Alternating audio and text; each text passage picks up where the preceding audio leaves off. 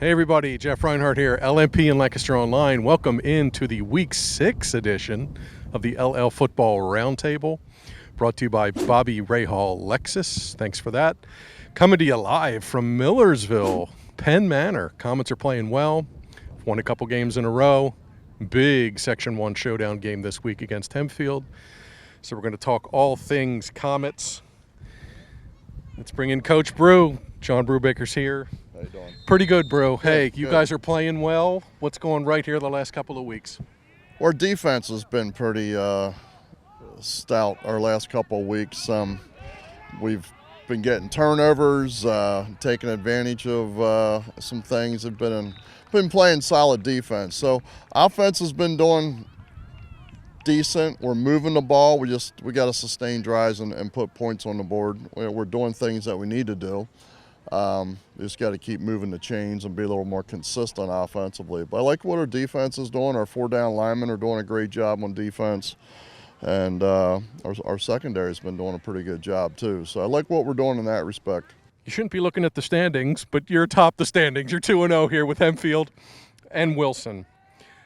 Hempfield, rival game, trophy game. Yeah. What do you know about the Battle of 462 trophy game? It's only the third year of it. You haven't been in too many of them.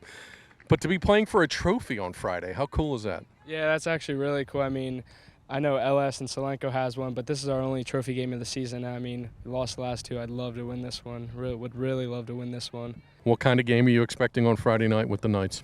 Very physical. I mean, all around they're really good, from their running back to their quarterback to their D-line. So it's really going to be a hard-fought game until the very end, I believe. I mean, our defense against their offense, their defense against our offense. It's just going to be really hard for both of us. They have some things to worry about, and we have some things to worry about.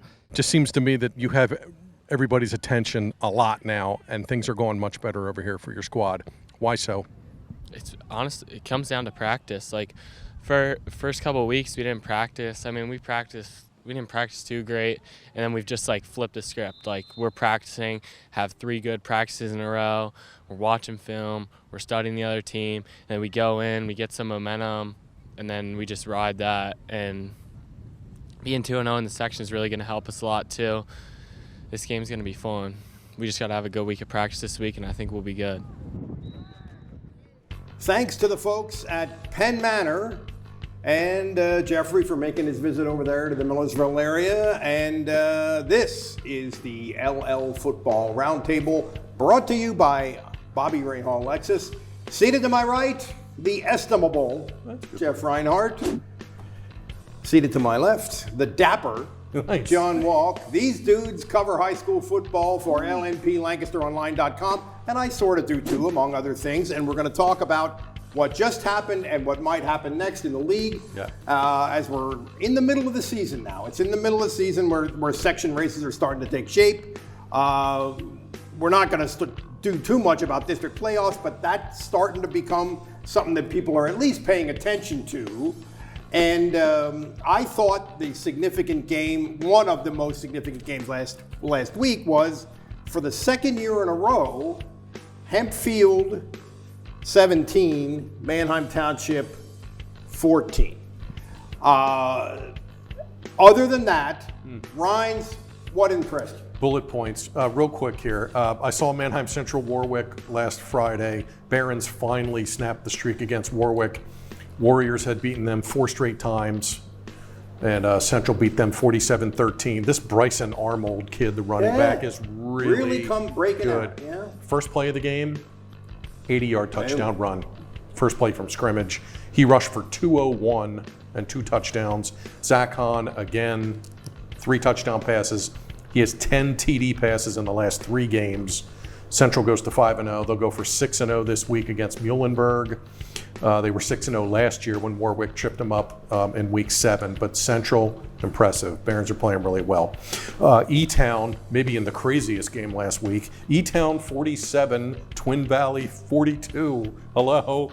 E-Town's offense just keeps firing here. Yeah, they really do. 521 yards a game now for the Bears. Josh Rudy, their senior quarterback, who got on the field as a freshman, by the way.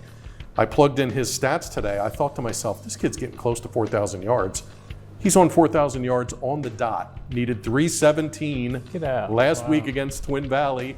He got 317 on the And dot. he's a junior? He's a senior. He's a senior, And okay. he's played. He got on the field as a freshman and passed for 300 yards. So this kid's been around forever. So 4,000 passing yards on the dot for Josh Rudy. E-Town goes to 5-0. E-Town gets Daniel Boone this week. Solanco also 5-0. Mules get they get Twin Valley this week. So back-to-back tough games here for the Raiders. 2 weeks in a row they got to play undefeated teams. If Solanco and E-Town both win this week, E-Town at Solanco in week 7, Yeah, which would that's a be big- in the that context would of be our league, that's- huge around here. Ephrata's still hanging around in that race. They have a big game this week with Garden Spot. So a lot of cool takeaways from week 5. Now, I mentioned Hempfield and Township up top. That leads us to what we think is going to be a big game in Section 1, which is Hempfield rolling along, Penn Manor rolling along pretty nicely too. John, let's break that one down a little bit.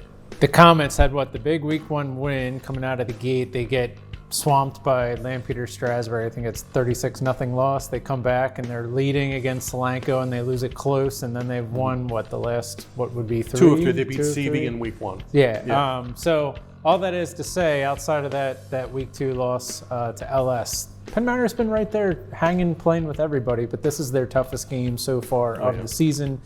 Hempfield 4-1, but not to take anything away, kind of a deceiving 4-1, considering one was close against York High and the other one was close last week against Manheim Township. They were up 17-0 on 2 huge plays. One a Hail Mary TD pass before halftime.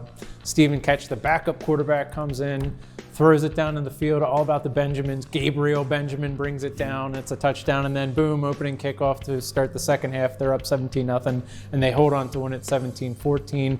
I would think, looking at the numbers, Hempfield's defense must be awesome, but they're both right around 1,200, Middle of the 1,300 pack total in yards. Section 1. And both offenses are around 270 yards per game. So it's relatively even on paper, but I'd have to give the edge to Hempfield, just considering the season that they had last year, and they're winning the close games that count. And I hope, this game isn't a lot like Penn Manor last year where, they win 5 games, but the best teams that they play, they get kind of walloped. I hope that, that we see a little bit more fight this Friday. This is the Battle of 462 trophy game. Right. Yes. And last year you said, I think 462's in Lancaster. I grew up Yeah, in remember Millersville, that? so I'm like, yeah, that's also Columbia Avenue. Columbia It's the Avenue. road that separates the school district. It's the 3rd time they'll play for the trophy. Hempfield won the first 2 by a combined 67-7. So Hempfield's kind of knocked them around a little bit here the first 2 years. I realize I'm in the minority here, but I think we've had enough trophies now.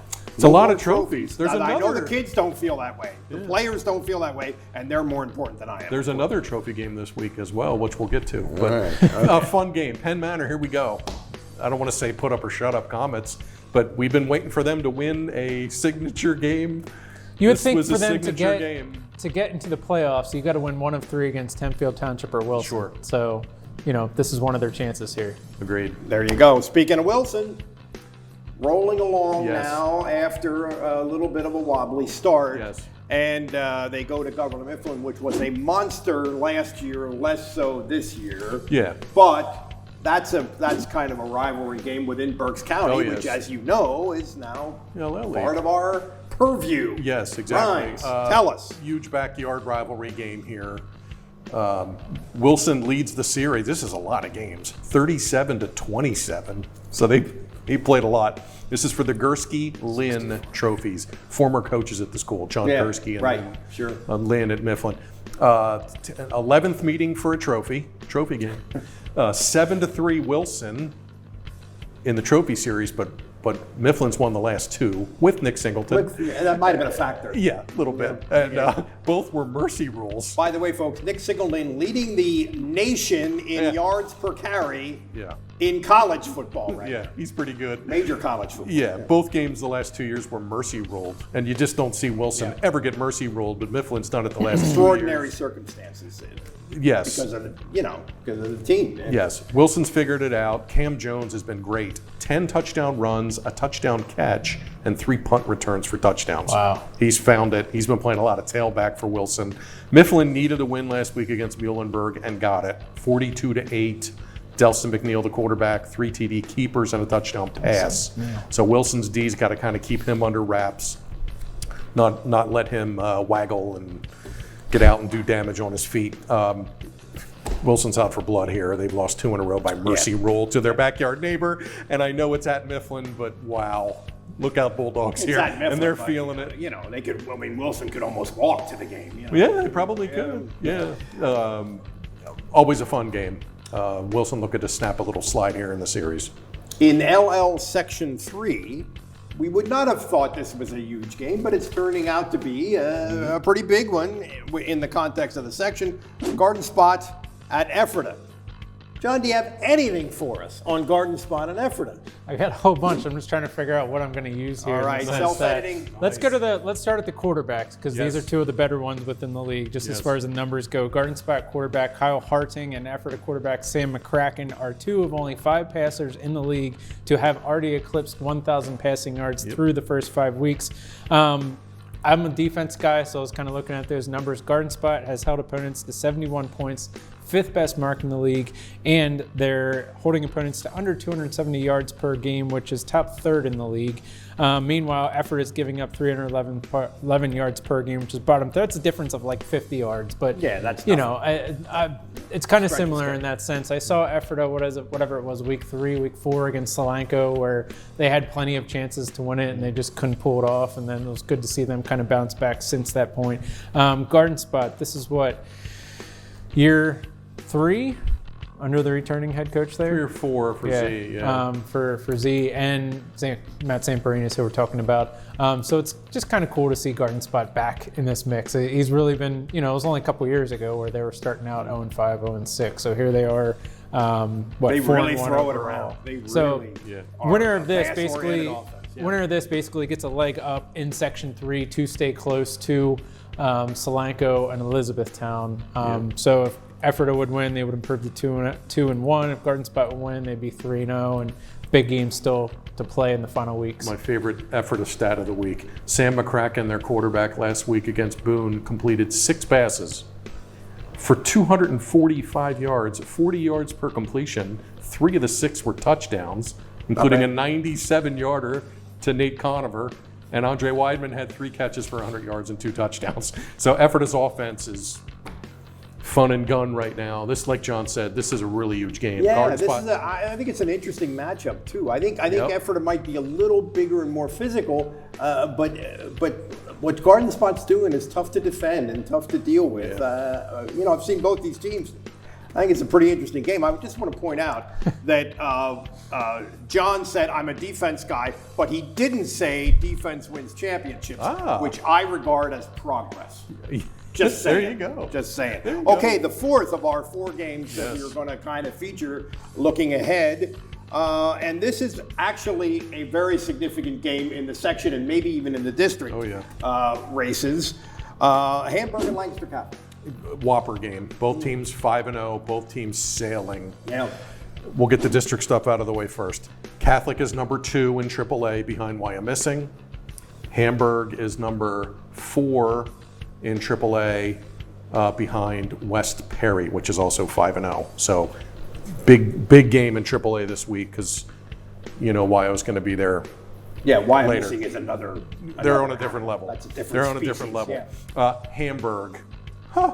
Where to start with them? They're averaging 51.5 points a game, number 1 in District 3. They have not been slowed down at all. Scoring the ball. They are unbelievable. Xander Menepace, the quarterback, almost 800 passing yards. I don't think he's been picked. Pierce Mason, the running back, has been awesome. 800-yard rusher, averaging 13 yards a carry with 16 touchdown runs, 18 total touchdowns, a punt return, a kick return. These guys score at will. Catholic, Will Cranford, the quarterback, last week against Northern Lebanon, 350 passing yards and 5 touchdowns, 3 to Javon Parker.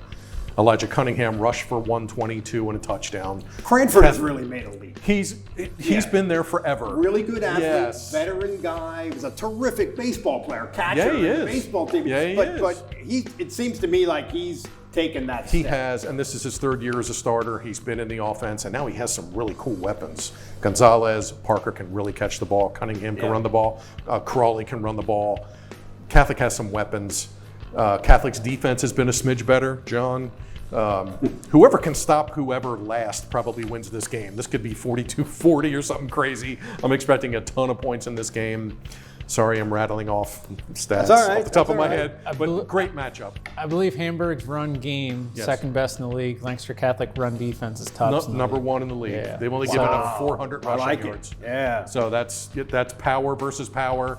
We're going to give it to Mason. We're going to try and stop you. Watch it be like 14-13 or something. Yeah. But both these teams are scoring Sometimes a that ton happens. of points. That's And how it is. for what it's worth, Hamburg only 2 giveaways so far this season. I like Yes. kind of looking at those numbers. I Yeah. know those are hard to predict, but that's really low That for is a lot really of low. teams. Most And they're are- finishing drives. Yeah. 51 points a game.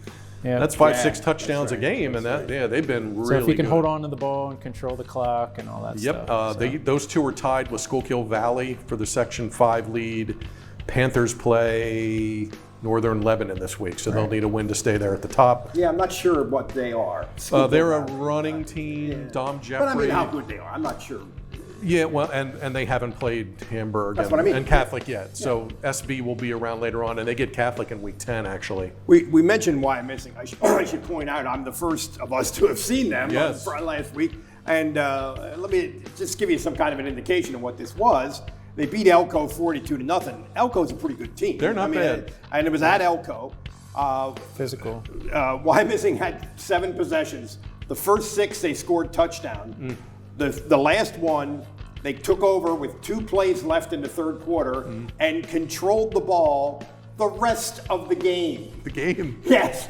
Oh, man. Now, part of it was mercy rule and running clock, okay. but part of it is what they do to you with their offensive line, and they just grind and grind and grind and grind and Yeah. grind. Wow. And another thing is they had a lot of penalties, so they penalized them. They pushed themselves back and then grind.